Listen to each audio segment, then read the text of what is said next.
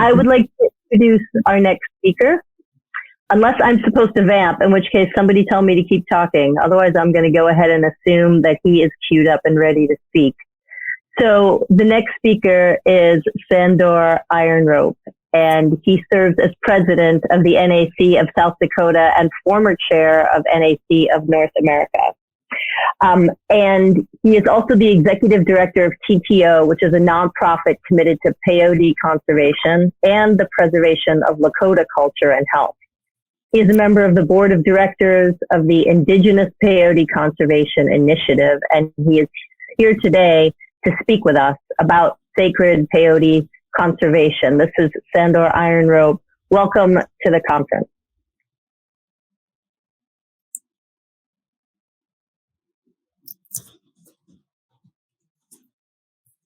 I am stalling for a second. Okay, here's what I want to tell you, although I'm going to get told to stop stalling for a minute, and then I'll be right in the middle of something. I have a book coming out in June that I've been working on a really long time, and I'm excited about because it talks about psychedelics a lot, and about cannabis quite a bit, and also about MDMA just a bit. So the book is called Good Chemistry, and it's really about the science of connection and what it feels like physiologically to be connected or to feel like you belong. And that feeling of connection and like somebody has your back puts us in a physiological state where we feel safe, as opposed to fight or flight, which is the sympathetic state. When you feel connected and a sense of belonging, you are in the parasympathetic mode. And there are certain psychedelics and certain sort of physical practices that can put us in that parasympathetic mode. And it can be as simple as just breathing through your nose. That helps you to feel calm and connected. Hugging, cuddling, orgasm, nursing, childbirth, these are all things that increase the oxytocin in your brain and helps you feel connected and a sense of belonging. Anyway, I will tell you more about this later. I've got lots to say on the subject. I am delighted to introduce Sandor Ironrope to the stage.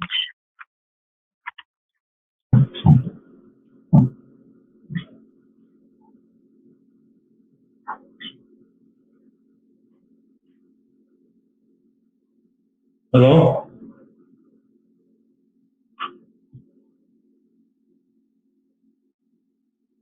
Hello? I can hear you. I'm hoping other people can also hear you. Can I see myself? Do I have to be invited in? I don't know what to tell you. I can hear you. I don't have any inviting powers, but I will text the people who do. Okay. Okay, what I'm hearing right now is that so far we can only get audio from you and not video. And you may, because of your low connection, we may just have to only do audio and not video. And I wanted to remind everybody listening to go ahead and ask questions at the bottom, and we will pick your best questions to ask Sandor when he's done speaking. But I think you should go ahead and speak even though it's just audio. Okay. I'd like to say good afternoon to everybody, all of our listeners. I hope that you are safe. I hope that you are well, given the worldwide situation here. I know it is a change that is happening all over the world, and I think that causes each and every one of us to reflect internally about changes. And, you know, it really gives us a different paradigm, a shift, if you will, about, you know, our world perspective, our worldview, and what is really important to us. Today, I happen to be talking about the sacred peyote conservation, you know. And so, just to give a small background about peyote, I'm trying to, hold on, I'm trying to, I see, excuse me, sorry, relatives, I see a button here, but I don't know what. No.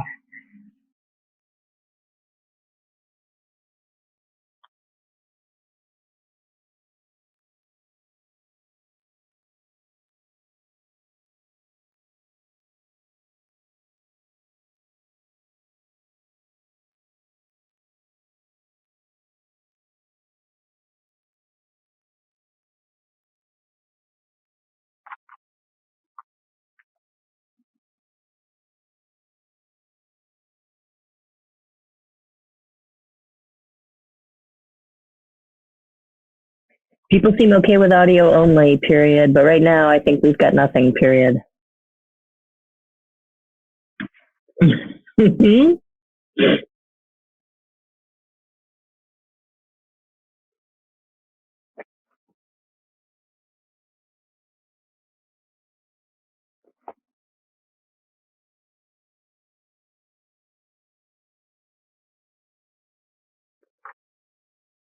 Ah, okay. I don't know if you guys could see me or hear me. And I understand you don't want me to shrink my picture when it's audio only, but I am not in charge of how big or small my picture is. I relinquish all control. And, you know, I'm not preoccupied with size as some of the other people who are chatting here. Sandor, right now we can't hear you or see you, but before we could hear you, if that helps you at all. So I don't know, when people say, when they're typing and say that they can see and hear, I'm assuming they're talking about me and not Sandor. Somebody was just typing about how much they appreciated that they had a good connection, a fast connection. And I appreciate that I also have a fast connection. A couple weeks ago, we lost power for about 4 or 5 hours. And I was like freaking out. Like, I can handle a global pandemic and the fact that, you know, people that I love might die or I might die, but I cannot handle the no power and the possibility that I wouldn't have the internet and all that went along with it. You know, any people who are patients of mine will tell you that I'm very easy to get in touch with and I answer people really promptly. And the thought that I wouldn't be able to be responsive to people who needed me was really, really freaking me out. Not to mention just an inability to cook or have water or anything like that. But luckily the power came on. We've got high-speed internet here, and I even splurged and bought some earphones who work. Thank you for saying that. I'm a wonderful facilitator. I'm just, in case you're just joining, I'm doing what's called vamping, which is when I talk about nothing until the person who needs to speak can get back online. I wanted, in case you guys can't see, there's over 1,200 people here, which is really amazing, and I'm excited that we have such a big crowd. I'm going to assume that the Chacruna team is working sort of behind the scenes to help Sandor, and I'm just going to keep talking. So I'm going to go back to talking about this book that's coming out in June, which is called Good Chemistry. And at some point I will show you a cover when it is delivered to me, but I didn't bring it back here because I didn't think I'd be plugging myself. The first chapter is about connection, just on a personal level, just a person connecting with themselves, being connected in their bodies, and also having a sense of emotional integrity or authenticity. So a sense of oneness. Even just as a single person, that I can feel connected with myself, I can feel connected with my body, and I can have some personal integrity, and that's already a connection. Okay, so there's the connection of just me alone, being connected to myself. Then there's this idea of me connecting to a partner, or to any other person. It could be a business partner, it could be a sex partner, it could even be your pet, but this idea that you have some sort of connection with another entity. And then the third chapter is about families and some of the connections that are involved in nursing, in childbirth, in parenting, and also some of the real challenges involved in parenting. I have a great line in the book which talks about how important connecting with family is and how it can make us feel calm and peaceful and and bring that physiology of the parasympathetic. On the other hand, being holed up with your family for weeks and months on end is terrible, and it's very stressful and very tricky. And that's the beauty of life, and the irony is that there's joy and pain, and there is fear and love, and it all kind of works to make oneness. So anyway, that is the third chapter is about family, and then the fourth chapter is about connecting as a community and what that looks like. And the irony is the book was all written pre-COVID, and it's all very get off your phone, close your laptop, go outside, connect with your community, connect with your family, connect with each other, eye contact, pheromones, breathe in each other, stick your head in somebody's armpit, hug them. We need more touch. We need more breathing in each other's pheromones. And then, the social distancing and physical distancing of this pandemic has happened. And I really had to very quickly rethink, is that true? Can we maybe connect okay through our phones, at least for now? I have a friend with a baby. She put the baby up to the iPhone, and I have this thing when if I see a baby or hold a baby or smell a baby's head, I can really sort of feel the oxytocin. I can feel the parasympathetic and the ease and the calm and the joy and the love. It's not hard. Grab a baby. You'll see what I'm talking about. But what was interesting to me is that even with her putting her iPhone up next to the baby and me just staring at my phone and seeing the baby, I still felt that. I still felt that connection and that warmth. So, and I feel it now, even though I'm talking to screen, and I'm almost done stalling because I believe that we are ready to proceed. Sandor Iron Rope. Is it true? Am I teasing people? Or is it... Yes. Oh, can you hear me? Yeah, I can hear you. Great. I'm not going to say without further ado because that's what everyone else said, but I would like to introduce you to Sandor Iron Rope now, if possible. Hi. Hi, we can hear you. Okay, great. So I'll just go ahead. I know this is a challenge for everybody, but I already greeted everybody. I wanted to say thank you to everybody chiming in and kind of rolling with the punches with us here. And I want to thank you, Julie, for the intro. I'm doing my best here to manage this here. But, I guess peyote, sacred peyote conservation, it's so broad that, you jumping into the topic of what is sacred, what is peyote, what is conservation, and so when you're talking about peyote, you cannot undermine the historical relationship that this plant, this cactus has with indigenous tribes and communities. And there has been a struggle for cultural acceptance and understanding with indigenous tribes. I am a full-blooded Lakota from the Pine Ridge Agency. My parents have gone on, and I feel responsible for the legacy of protecting and promoting cultural education about who we are.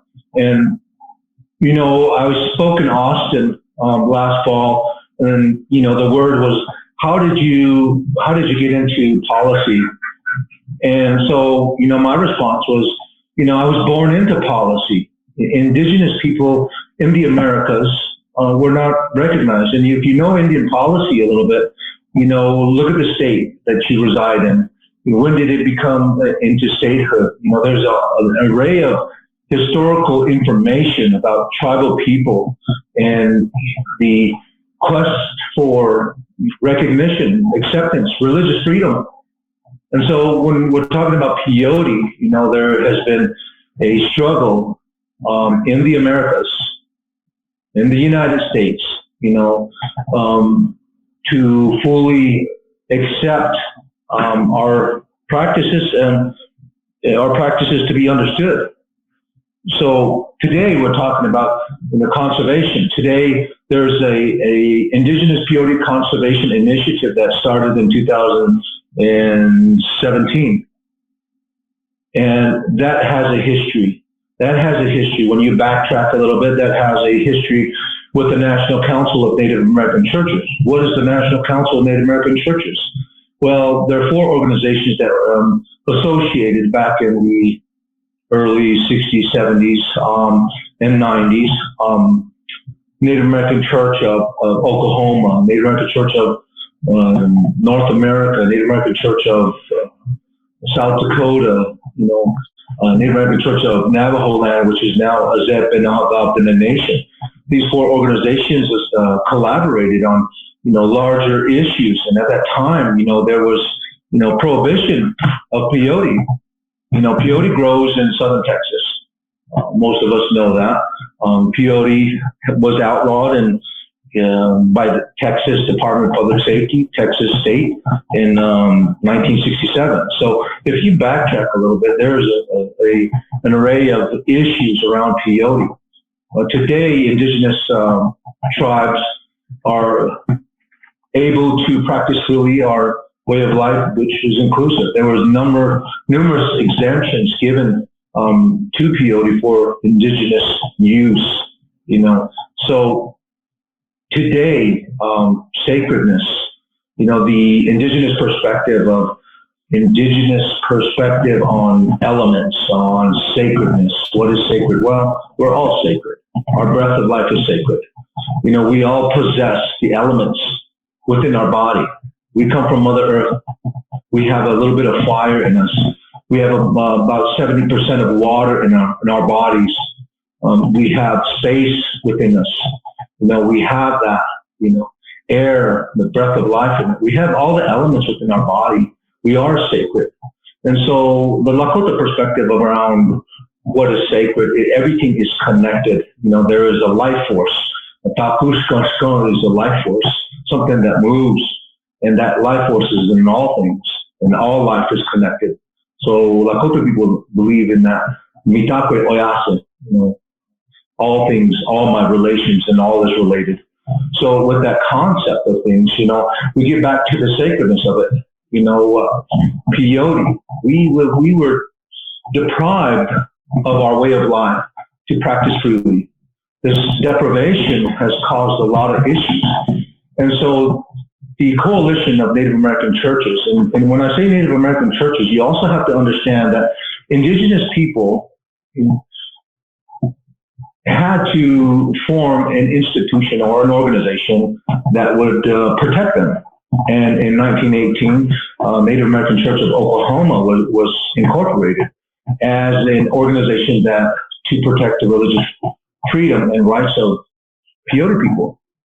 So Native American churches, when I say that, there's a whole explanation behind church. What is church? A lot of my sister used to tell me, says, your grandpa used to talk about the church. He used to talk about, we have to form something that, and excuse my terminology, but we have to form something that the white man won't touch. We have to form a church because they have a lot of churches. And underneath this church, we could protect our way of life. So all underneath this church, your ceremonies are all right there to be protected. So the white man won't touch that church, so you can have a church. So she used to be, adamant about telling us that, But so Native American church, back to sacredness and what it is. We've been deprived of the ability to harvest our medicine, the ability to reconnect to Mother Earth. Some of us are hunter-gatherers and gardeners. And so today, when you look at 2020, here we are trying to share our story in an amount of time. There's not enough time in the conference to really share the perspective of who we are. But for the sake of time, there, in the spiritual sense, there is no time. And so indigenous people have reconnected with peyote in southern Texas on a property of 605 acres, the indigenous peyote conservation, which allows us a sacred connection to the plant. And last year we had the first children's harvest, and children are sacred in all eyes. And my grandpa used to say, when you want to see God, look into the eyes of a child. You're the closest you can get. So children are a responsibility, and every generation has a responsibility. Trying to share what our responsibility as indigenous people, trying to share that balance of it, because the world needs healing. Indigenous people need healing. And sometimes you have to be a teacher, sometimes you have to be a student. And in that coexistence of a teacher and a student, you both achieve something. The goal to obtain an understanding.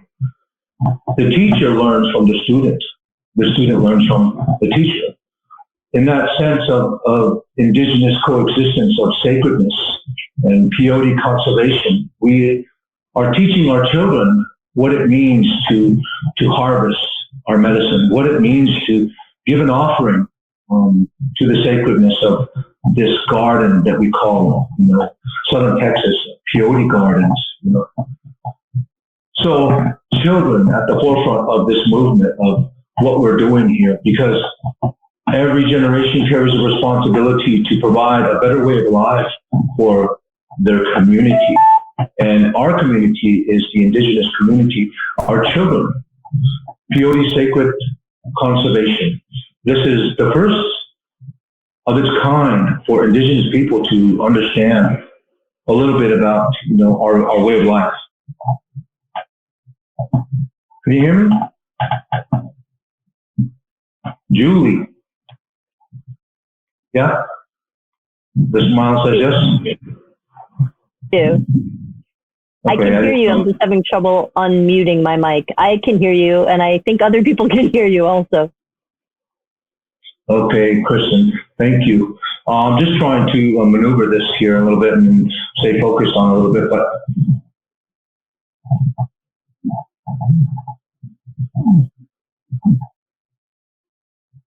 But I want to share with the audience here, and I hope that you can hear me, about balance and finding that balance.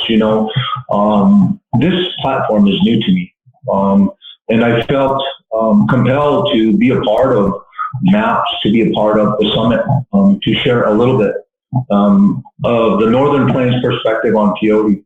There are numerous stories about the diffusion of peyote. There's a history behind it. There's a history behind the Carrizos, the Lipan Apache, the Kiowa Apache, the Comanche. There's a story behind the Huiratica Nation, or Huichol Nation. There's a story behind the Carrizos, the tribes of Mexico, and the Peyote Road. There's a story behind everything that we're doing here. So this indigenous perspective cannot be undermined. And, this historical movement here, there were many, many ancestors, grandmas and grandpas did not get to see religious freedom and what that means.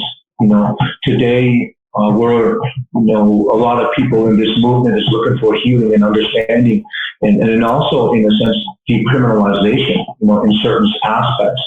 But when we're talking about this, there is a balance in everything that we have to maintain, do our best to maintain and have that respect, and so what does respect mean? Honestly, and not trying to hurt anybody's feelings, but honestly, to me, respect sometimes it means leaving things alone.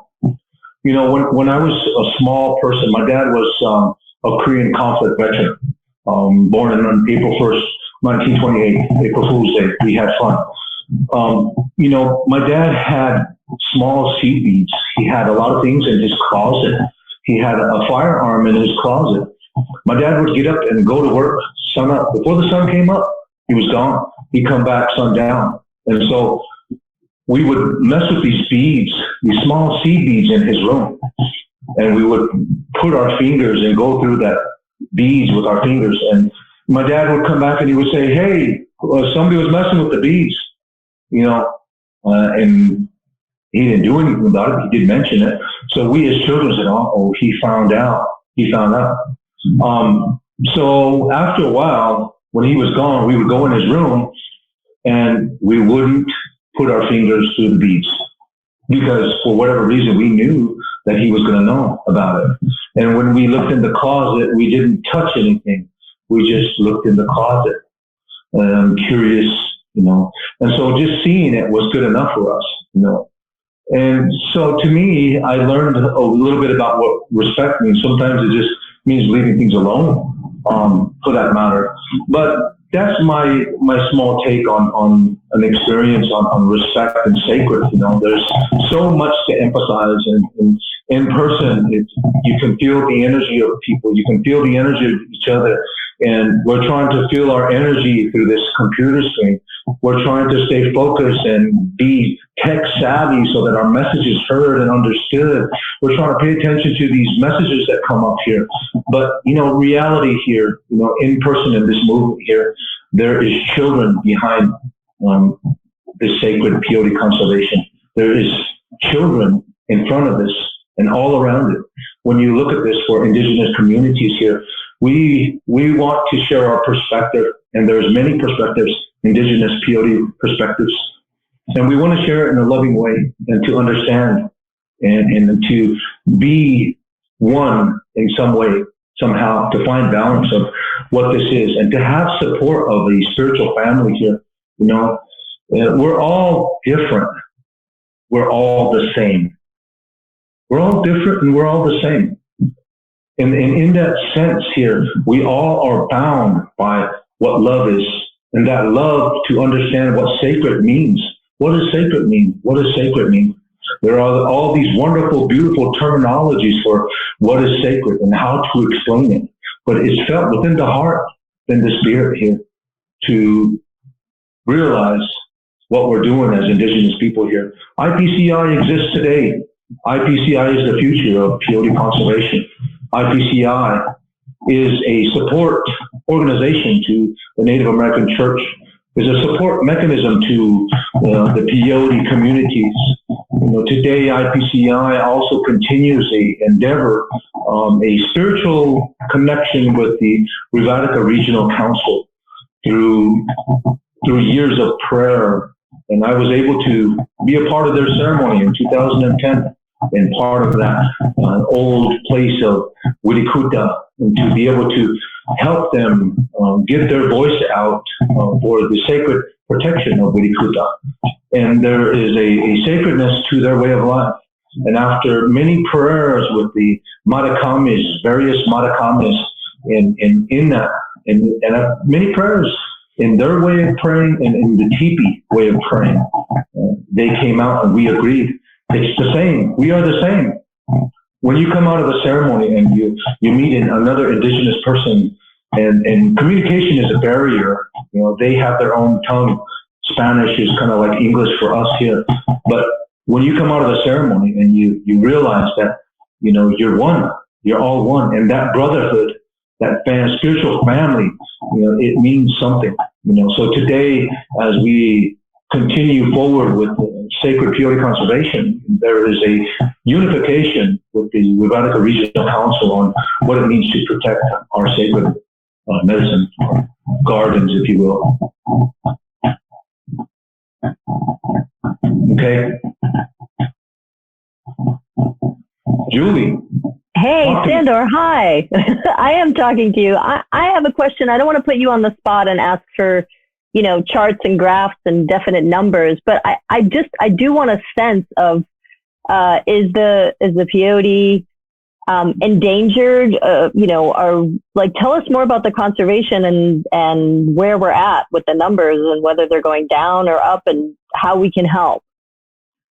Well, if you look at conservation, we did a number of studies. The Peyote Research Project once started off in 2014. We did have a final report that came out of there with the Walker Research Group that helped us. They were out of Boulder, Colorado. But when you're talking about supply and demand and shortage, yes. Throughout the years and the decades, actually, peyote shortage has been mentioned, and when you look at it, you have to look at harvesting techniques. You have to understand the system of peyote distribution, and that kind of started way back in the early 1900s. And when peyote started to be sold and the railroad opened up and started to ship peyote out to indigenous tribes, there was a need for it, and so harvesting was the thing, along with the oil boom in southern Texas. And so the techniques of harvesting weren't so, careful. And so the harvesting techniques, kind of deprived the peyote to regenerate and regrow. Over the years, the growth of the Native American church memberships, you really can't put a number on it, because the peyote membership is constantly flowing and growing. And so, it's for me, I can't even fathom a number. I know that throughout the tribes in my travels of membership, it extends all the way up to Colorado, Canada, all the way up to Canada, and it goes all the way towards, Washington, Oregon, Wisconsin, and, that's as far as I've gone.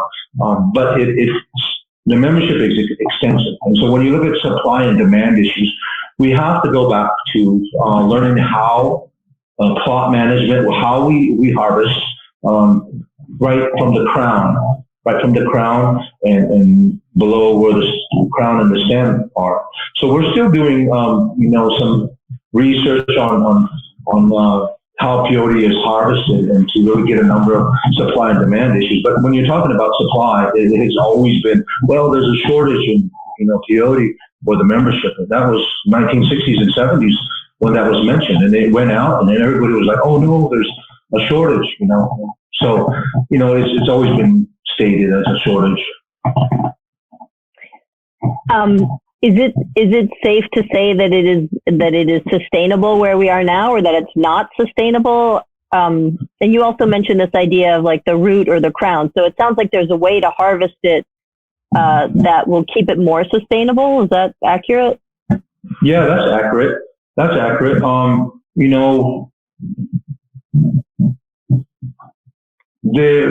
are working, IPCI is a collaboration of indigenous leadership, philanthropists, and the Cactus Institute. We are learning about and sharing that information with our membership. And our hope is to continue to share that information with membership as we embark upon, harvesting ourselves. There was a time when membership was allowed to go to southern Texas and do harvesting with the late grandma Peyote Rose, Amada Cardenas, who was one of the first peyoteros in that region. And she would also help harvest medicine, and she would take members to areas to harvest and give offering themselves. So yeah, there's a constant educational endeavor to share with our memberships about how to cut it, how to go about that harvest technique. Can you talk a little bit more about the Native American Church, maybe just its history, how long it's been around, and whether it's growing or shrinking? Just I don't know very much about it, and I would like to learn more. The Native American Church, one of the first chapters to start off was in 1918 in Oklahoma. And I know the Comanches also had a charter back in 1918. There are various anthropologists that assisted the indigenous tribes to form an organization for religious freedom protection. So 1918 is the general area of the Native American Church, the beginning of the Native American Church. And in that era, in that time period, you have a lot of suppression of indigenous rights, civil rights. There's a whole array of issues that was happening, in the 1960s, and then you also have, the war on drugs that were coming up too. So, the Drug Act in Texas, because a lot of the laws happened in Texas here. Texas is the state that, deemed prohibition happened in probably about 1965 or so, 65, 67. You have this Texas starting to put a handle on it, and peyote was classified in the controlled substance section, and so we have a lot of challenges in Texas. More so, we did meet Texas Department of Public Safety as a coalition of indigenous leaders a number of years back, maybe 2015 or so. We met Texas DPS and we introduced ourselves as the Indigenous Native American Church National Council of Native American Church Leadership. And so we had a congenial relationship and explained to them who we were, what we were doing, and the history. And it was nice to really meet them as a person rather than an organization, and, kind of like a controlling organization or department, so putting in that friendly relationship with them about what we were doing, and what we wanted to find out, because that was the onset of IPCI and the movements of trying to have this plant sovereignty for indigenous use, that we were trying to achieve at that time. I'm going to bring up a question that's been typed by, I just lost it, by one of the people who is here with us, Michael Thurston. And here's the question. Are you ready? Are there ways to ethically participate in indigenous ritual and plant-based medicines in ways that do not erase their cultural roots? Are there ways to ethically participate in indigenous ritual and plant-based medicines in ways that do not erase their cultural roots? Yeah, I'm sure there is. If you know the right person, it seems that if you find the balance of, Native Americans, I just to be honest about things, appropriation has been an issue since the beginning, cultural appropriation. Yeah. And, how do you protect and how do you achieve inclusiveness of people? There's a balance that you have to find.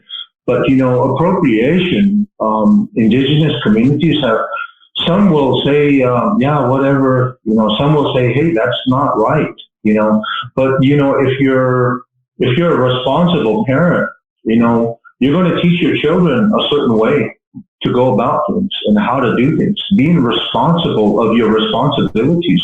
And part of that is educating people about, what is culturally appropriate and what is appropriation, or is that appropriation, So finding the balance in leadership and to share what is authentic and what is not authentic, and just, the Ancestry.com doesn't help too much either, but, in our sense, but it does give somebody a sense of identity, because identity is what everybody is seeking, or that interpersonal enlightenment of spirit and mind, So I do believe that some communities do practice out of love, but, indigenous communities, when you go into them, you have to be aware of that some of them is just zero tolerance.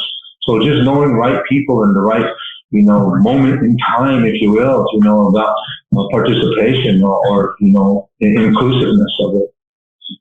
I hope I answered that question a little bit. Yeah, you did. You did quite a bit. We have time for one more question, and I just want to ask if what kind of protection the Native American Church has right now. Is there any sort of diplomatic protection for indigenous peoples? When it comes to sort of floods of visitors coming in and taking sacred medicine. I mean, the Native American Church has sort of special protection, I hope. Yes, there's a whole century of fighting for legalization that led up to the American Indian Freedom of Religious Act amendments of 1994, Public Law 103-344. That law kind of outlines the modified use of peyote for indigenous tribes. And so, there is legal protection for it. And so, I don't want to get into decrim or anything of that nature, but, the there is a historical fight that indigenous people of the United States, tribal members of the United States, that have fought hard and long for that legal protection. And some of the grandmas and grandpas, even my parents, didn't get to see that law passed. They didn't get to see it passed, you know. So they passed on, you know, not having that sense of peace about practicing their way of life. So, you know, when you're looking at the Indian policies and plant medicines, you know, you really have to look at the indigenous connections with it. And there's a lot of indigenous connections, and be mindful of that, you know, connection there, trying to find balance. And I'm thankful for those people that really want to learn, and I want to do my best and my part, my responsibility to share a little bit of what little did I know to share with you for your understanding, and that coexistence as people, you know. This idea of people coexisting, you know, and I know that there is something very important about not just people coexisting with people, but people coexisting with the planet. And I imagine you feel this way. I know I feel this way, that a lot of these plant medicines help us to feel connected to the planet. And then we want to protect the planet, you know, because we feel connected and we feel a part of nature, that we get this sort of eco-consciousness, and we become environmental activists because we feel connected to the earth and we want to help save it. And I think that the Native American populations were way ahead of us on this kind of thinking. I want to say thank you. Thank you for speaking with us. And my computer just told me I better plug it in soon. I'm going to lose out of power. Thank you, Sandor Einroth, so much for coming and speaking with us today.